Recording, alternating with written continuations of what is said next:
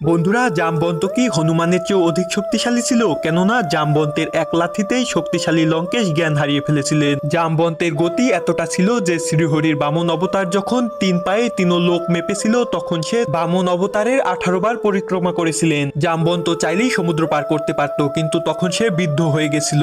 এই কারণে উনি হনুমানকে তার অপার শক্তি স্মরণ করিয়ে দেয়, আর তারপর মহাবলী হনুমান মহাসমুদ্র পার করে। বলা হয় জামবন্তের শরীরে 1 কোটি সিংহের বল রয়েছে। উনি এতটা শক্তিশালী ছিলেন যে সমুদ্র মন্থনের সময় যেই মন্দ্রাচল পর্বতকে সম্পূর্ণ দেব এবং দানব মিলিয়ে নড়াতে পারেনি, সেই পর্বতকে জামবন্ত একা 2.5 পাক ঘুরিয়েছিল।